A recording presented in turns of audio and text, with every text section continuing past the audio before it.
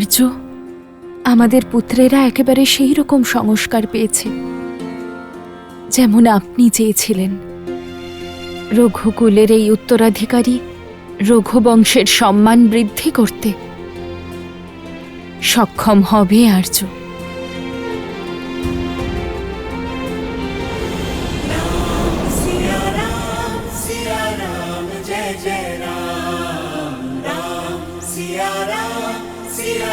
আমাকে এই ধর্ম সংকট থেকে বের করো সীতা।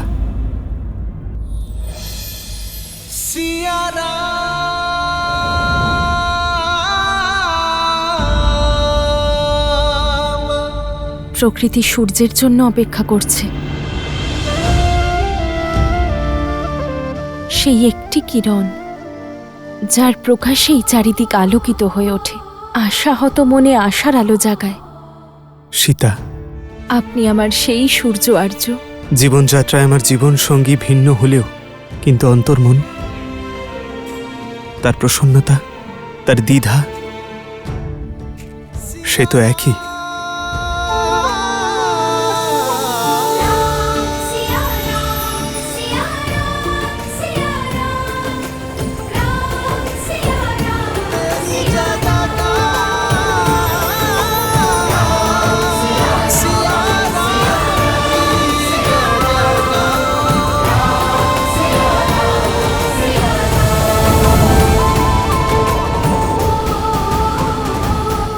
কিভাবে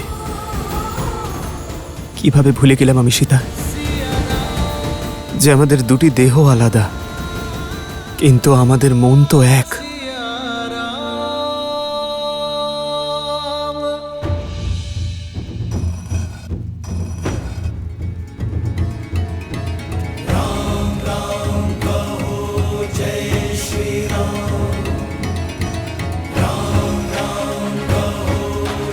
কিন্তু দাদা, তুমি জানলে কি করে যে ভেতরে এমন মায়া আছে? যদি পথে কেউ বাধা দেওয়ার না থাকে তাহলে বুঝে নিতে হবে যে সে ঠিক কি করতে চাইছে। গুহার প্রবেশ দ্বারে কোনো সৈন্য বা কোনো প্রহরী না দেখে আমার সন্দেহ হয়েছিল। যেভাবে মকরাসুরের জালে জড়িয়ে গেছিলাম সেভাবে এখানেও জড়িয়ে পড়তাম। সোমকর্ণের ওই বস্ত্র আর কুণ্ডলও অসুরেরাই রেখেছিল যাতে আমরা এই গুহায় আসি। অদ্ভুত! রাজকুমারদের মতো ভাবনা আর ওদের মতোই কৌশল। কোথাও যেতে পারবে না।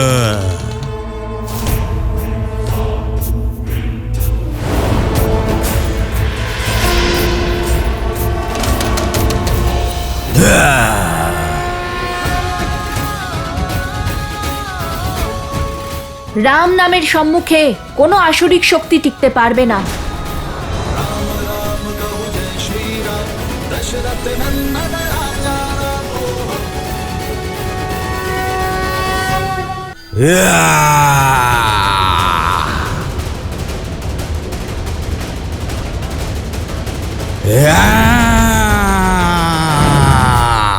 জয় শ্রীরাম।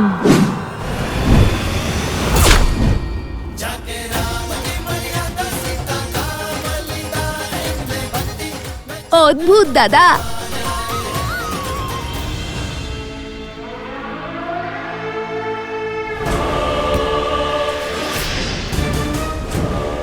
লব আর কুশকে মিথিলায় নিয়ে যাও। সমগ্র মিথিলার সামনে বলবে যে বনদেবী সীতা। কি হয়েছে? তুমি কি কিছু বলতে চাও?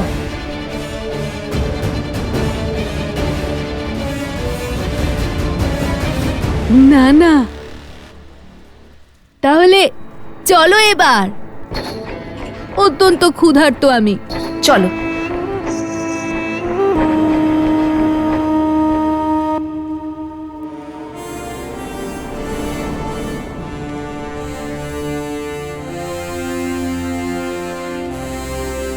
অশ্বমেধ যজ্ঞের প্রস্তুতি শুরু করা হোক।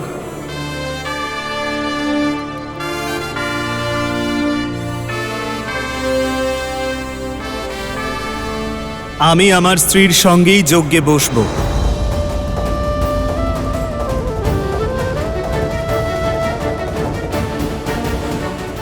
অর্থাৎ দাদা দ্বিতীয় বিবাহ করবেন? প্রভু, আরও একবার সবার মনে শ্রীরামের সিদ্ধান্ত নিয়ে প্রশ্ন উঠেছে। যেভাবে অগ্নিতে আলো আর অন্ধকার দুটোই তাপে ব্যাপ্ত থাকে, ঠিক তেমনভাবে মানুষের আত্মতত্ত্বে সত আর তম দুটি গুণই বিরাজ করে। শতগুণ মনকে প্রকাশ এবং সন্তোষ দান করে, আবার অন্যদিকে তমগুণ অন্ধকার আর অসন্তোষের জন্ম দেয়। যেভাবে অগ্নি স্বভাবে চঞ্চল হয় আর বায়ুর সামান্য সঞ্চারে ছড়িয়ে পড়ে, ঠিক সেভাবে মানুষের আত্মতত্ত্ব অর্থাৎ তার মনও সর্বদা চঞ্চল থাকে, আর তৃপ্তি ও অতৃপ্তি, সন্তোষ আর অসন্তোষের মাঝে দুলতে থাকে। কিন্তু সমাজে স্থিরতা আনার জন্য কোনো একটা উপায় তো থাকবে মহাদেব। এই সমাজ তখনই স্থির হবে দেবে, যখন শ্রীরামের স্মরণকে পূর্ণভাবে স্বীকার করবে, যখন শ্রীরামের প্রতিটি সিদ্ধান্তকে নিজের সত্য, নিজের ধর্ম বলে মেনে নেবে। কিন্তু সেই সময় এখনো আসেনি। আপনি দেখছেন না, যখনই নগরবাসী এই সংবাদ শুনল যে তাদের অযোধ্যা নগরীতে অশ্বমেধ যজ্ঞের আয়োজন চলছে, যেখানে রাজা শ্রীরাম তাঁর পত্নীর সঙ্গে যজ্ঞে বসতে চলেছেন, তখন মুহূর্তের মধ্যেই কত কথাই না ছড়িয়ে পড়ল।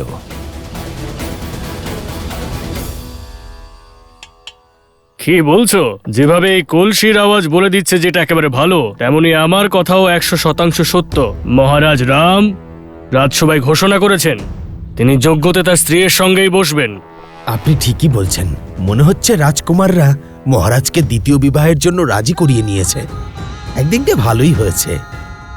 সমাজে স্ত্রী ছাড়া সংসার হয় না, আর না মহারানী ছাড়া রাজ্য। সঠিক বলেছ।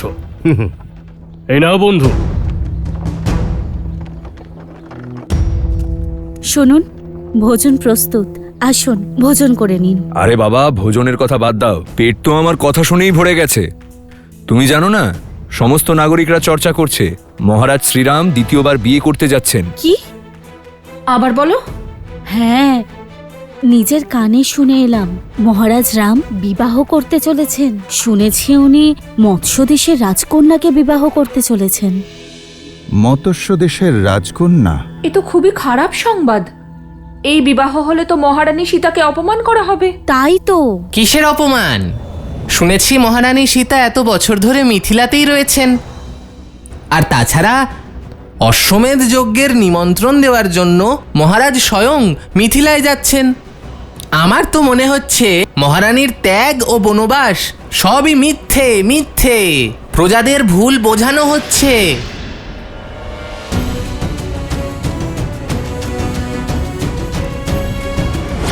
তোমার ভাবনার মতন তোমার মিষ্টান্ন ভ্রষ্ট। আমাদের শ্রীরামকে তুমি মিথ্যেবাদী বলছো। যদি কোনো গৃহদ্বারে ওনার ছায়াও পড়ে, তবে সেই গৃহে আর কেউ অসত্য বলে না, আর তুমি তাকেই অপবাদ দিচ্ছ। বহিষ্কার করো, বহিষ্কার করো, বহিষ্কার করো, বহিষ্কার করো। বহিষ্কার করার আগে ওকে ওর পাপের শাস্তি তো আমাদেরকে দিতেই হবে।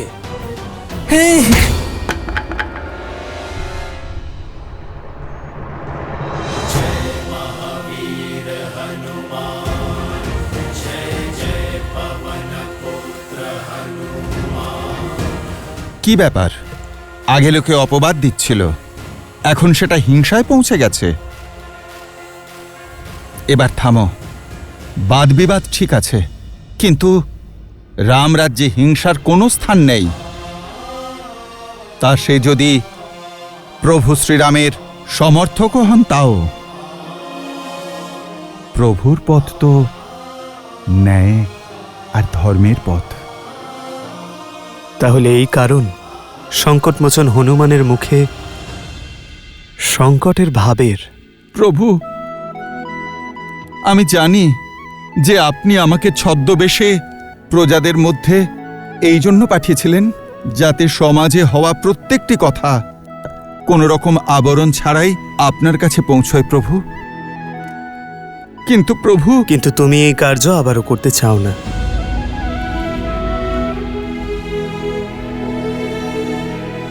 কারণ পরের বার এই ভক্ত তার প্রভুর অপমান শুনে ক্রোধ সংবরণ করতে পারবে না।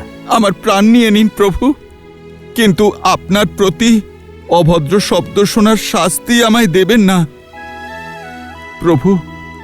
আমি তো জানি আপনার সিদ্ধান্ত, যা শেষে সমাজকে জ্ঞান আর সুখের প্রকাশ দেখাবে, মাতা সীতার সম্মান বাড়াবে। কিন্তু এসব কেন প্রভু? আপনার এই ভক্ত তা বুঝতে পারছে না। কারণ লোক অপবাদ কিছুক্ষণের জন্য থেমেছে হনুমান, সম্পূর্ণভাবে নির্মূল হয়নি। সন্দেহ ছিল আমার যে এই আসরিক শক্তি আমার অশ্বমেধ যজ্ঞ ঘোষণার পরেই আবার প্রভাবশালী হয়ে উঠবে। কোনো ভালো গুণ আয়ত্তে আনতে তার অনুশীলন করতে সারা জীবন কেটে যায়, কিন্তু তা নষ্ট করার জন্য এক মুহূর্তেই যথেষ্ট। আসরিক বৃত্তির বিরুদ্ধে আমাদের এই যুদ্ধ অনেক দীর্ঘ, অনেক চরণের। সহস্রমুখ রাবণের চিন্তাধারা প্রজাদের মন থেকে নির্মূল করতে অনেক সময় লাগবে হনুমান।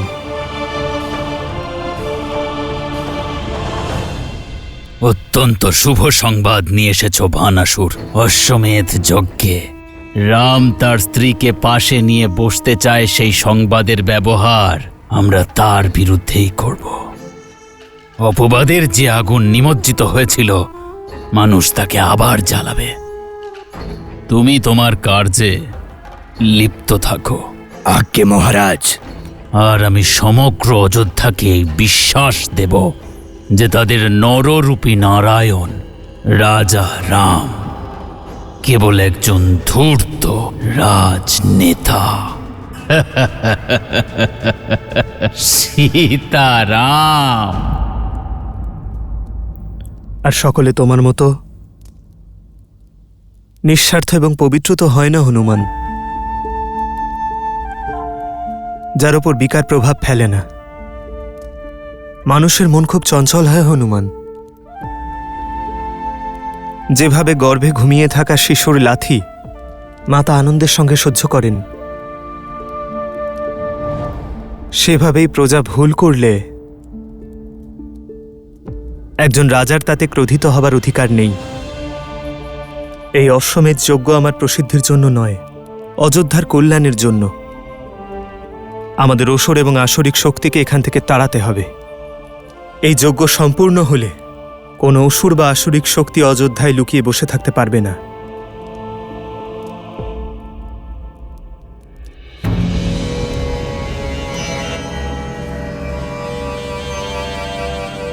প্রণাম সাধু বাবা। আরে বাবা এসে গেছে। সাধু বাবার জয়। সাধু বাবার জয়।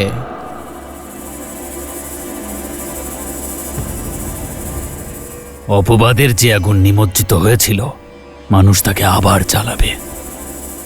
তুমি তোমার কার্যে লিপ্ত থাকো। ধর্মধারী রাম পূজারী বানা বাবার জয়।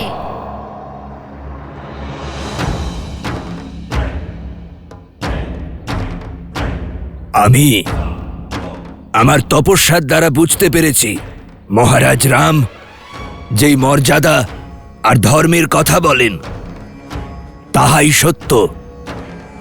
ধর্মের পথে অনেক অসত্য শোনা যায়, দেখা যায়।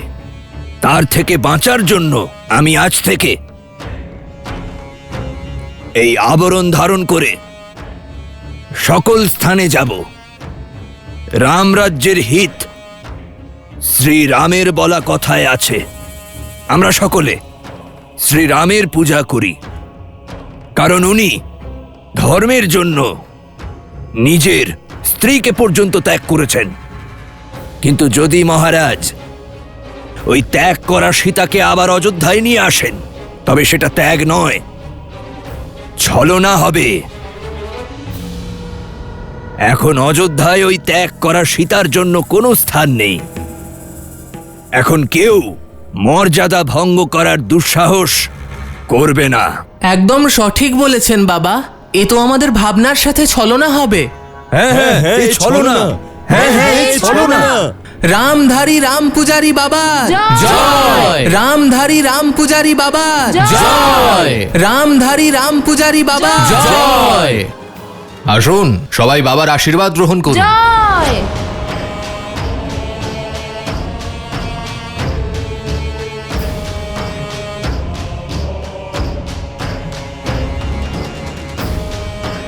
জয় হোক, বাবার জয় হোক।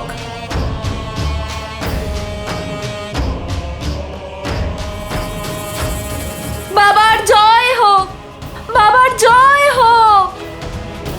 বাবার জয় হোক, বাবার জয় হোক, জয় হোক বাবার। এবার পরবর্তী পদক্ষেপ কি মহারাজ? সন্ধ্যায় নিজের বেশ পরিবর্তন করে অযোধ্যায় অন্য কাউকে বোঝাবো যে কেবল সীতাই অযোধ্যার মহারানী হতে পারেন, অন্য কেউ না। আর যদি এটাই সত্যি হয় তাহলে মহারাজ নিজের মহারানীর সাথেই যজ্ঞে বসার সিদ্ধান্ত নিয়েছেন। সত্য বলেছ, কিন্তু আরেকটা সত্য এটাও যে ত্যাগ করা স্ত্রী কখনো মহারানী হতে পারে না। আর যখন দুই সত্য সম্মুখীন হবে তখন হবে মহাসংগ্রাম। শ্রীরামের অর্ধাঙ্গিনী উনি হলেন সীতা। হঠাৎ আমাকে এইভাবে প্রণাম করছো কেন? আমি ওই আসলে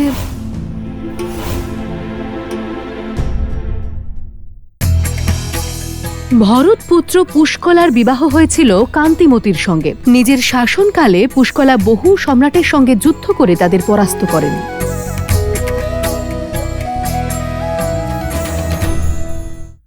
মহাসংগ্রাম করতে দেখেছি আমি আপনাকে, কখনো শারীরিক, কখনো মানসিক।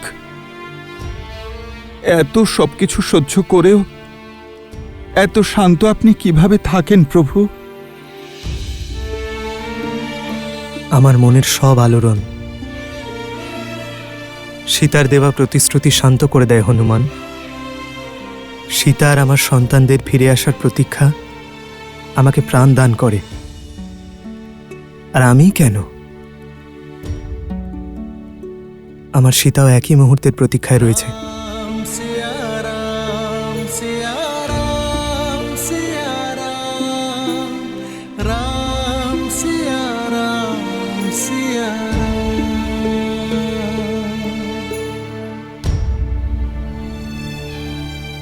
চিন্তা করবেন না বনদেবী, লবকুশ এলো বলে। জানি, কিন্তু দিন যত সমাপ্ত হয়ে আসছে মনও ব্যাকুল হয়ে উঠছে। লবকুশ এসে গেছে, লবকুশ এসে গেছে, লবকুশ এসে গেছে, লবকুশ এসে গেছে, লবকুশ এসে গেছে।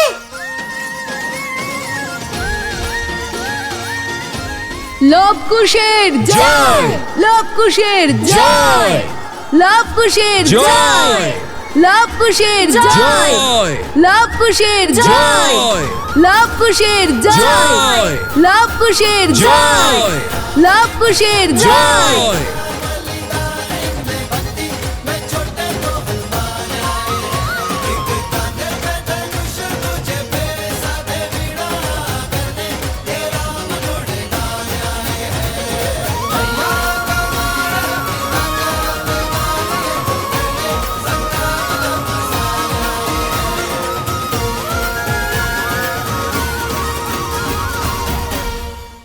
মিথিলায় ধনুর্বিদ্যার একটা অনেক বড় প্রতিযোগিতা শুরু হচ্ছে। গুরুদেব বলেছেন তোমরা দুজন অবশ্যই ওই প্রতিযোগিতায় অংশগ্রহণ করবে।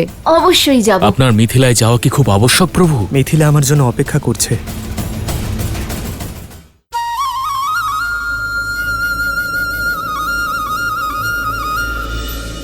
শ্রীরামের অর্ধাঙ্গিনী তিনি হলেন সীতা। সীতা, তুমি ঠিক আছো তো সোমকর্ণ?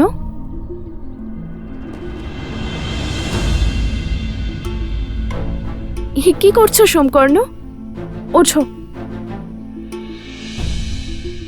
হঠাৎ আমাকে এইভাবে প্রণাম করছো কেন? আমি আসলে আপনাকে